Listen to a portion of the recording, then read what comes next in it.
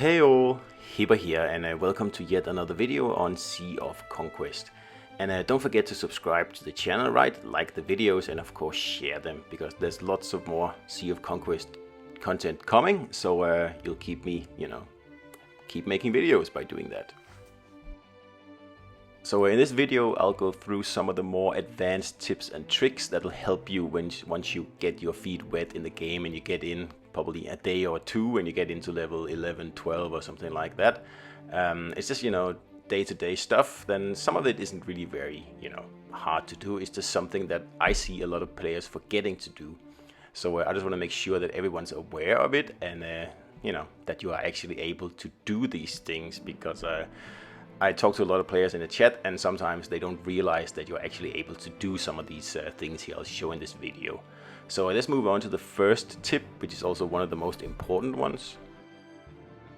So the first tip is that you're actually able to split up your ships. And yes, it took me almost a week of playing to actually figure this out. So I thought I would just put it as the first tip in this video here because it's fairly important. So the way you do it is that you pick your ship out in the little box on the right here, and then you just drag it to where you want it to go. And that way you can separate like the smaller ships from your flagship, and you can control your flagship on its own. It's very handy if you want to keep trading with your flagship and, for example, use one of your smaller ships or both smaller ships to help take over territory or do, something else and help your gang, whatever. It's super useful. So yeah. And the way you, attach the ships again is just you click your smaller ships and you click the little icon below it, the little arrow, and they will return to your primary ship. So that's it. Very useful. Don't forget about this.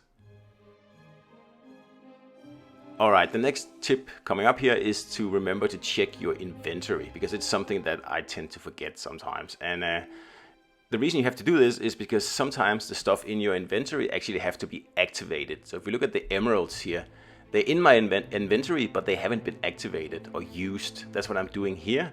So also the same with gold, you have to actually use it. So when you do that, see, my gold went from 3.5 to 4 million because I just simply had it sitting in here. I didn't use it. So don't forget that. It's not everything in here that needs to be used, but some things do. So don't forget to check in here on a regular basis and make use of, what you have. So next up, don't forget to keep your guild relations at, pretty much the highest level as you possibly can, because the guilds are very important. They give you really sweet stuff, especially later on in the game. And if you go into the Guild Emporium shop, you can buy some really, really excellent stuff. And of course, you need high guild, friendships to do that. And for example, like you can buy 5% faster sailing here and a precision strike, 2% better critical rate. Like these are very important things that you have to have. So don't, skip out on the guild nurturing. Like you will need it, and you will need it even more the further along in the game you go. And that's a general thing in this game here. Nothing is there for show. It all has a purpose and it all has to be grinded. Basically, there's no other way around it. So don't forget guilds, right? The guild shop is really, really good. So the next tip I have for you is very similar. It's pretty much just helping out your gang. There's a bunch of weekly missions, for example, do such and such damage to other players, donate to the gang, and defeat sentry towers. And you'll get gang seals, a special currency for performing these things. And don't forget the red one on the left, because that's a scheme, and that's for higher level members of the gang can, make something a mission, and you'll get lots of gang seals for doing that. The gang seals you can use in the gang store, particularly for this level 18 legendary part here. It's expensive, but it will guarantee you a level 18 legendary part in season 1 anyway. And yeah, it's definitely worth it. So don't forget the gang. It's probably the most important thing in the game. Alright, next tip is more of an admin thing, and it's just to remember to read your reports, because you can actually get goodies by doing that. Reports and system don't really give much, but once you get to the gang reports, when you say claim all, there's usually a bit of goodies there when doing that. So don't forget to do that. It's actually it actually adds up quite a bit if you do that every time there's something in there, right? So that's just a little heads up. So on to the next one here, and it's check the leaderboard, because you kind of want to know how powerful am I and how powerful is my gang and how well are we doing and how likely are the gang or myself to actually be able to make a difference in the game.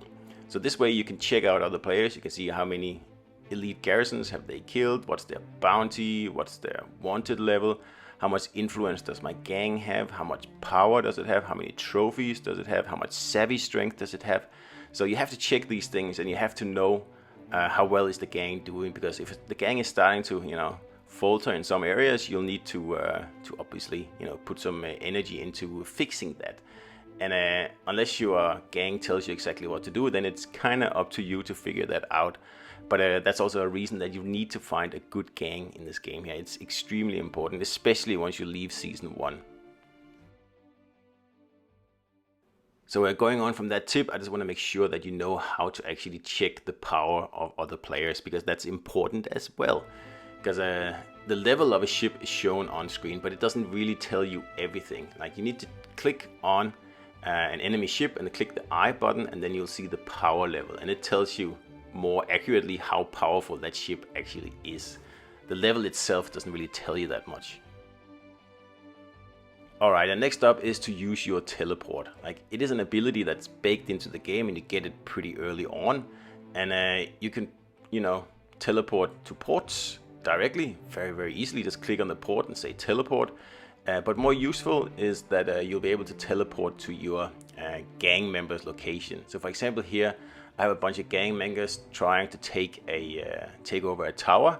So I click one of the gang members, just a random one, and I click the teleport icon on the right. And that way, I'll just have to confirm here, that way I will teleport directly to the guys, and I can help them take over this tower very easily and very quickly. I don't have to sail for 6 or 7 minutes across the map. By that time, it doesn't really matter when I get there. So don't forget to use the teleport. You only have a limited amount of them though, so make them count, but it's really important. Alright, next up is, if you ever played EVE Online, you know the importance of having an alternate character. And you can create a few in Sea of Conquest, and you don't have to upgrade the alternate characters, you just create them. And you can use them to just, you know, put them in an enemy's port, so you can always see what's going on or whatever. There's a million uses, but just make sure you have at least one and it's on the same server as you are, right? Alright, speaking of servers, the last tip here is that you are able to switch seas. You cannot switch the actual server, but you can switch the starting area that you are given by the game. So of course, if your friend starts in a different area, you can just jump there. It does require, you know, resources, and you don't have that when you're starting out, unfortunately, but you can of course purchase it. So I hope you enjoyed the video, guys. Don't forget to subscribe and like and share, and I'll see you out there.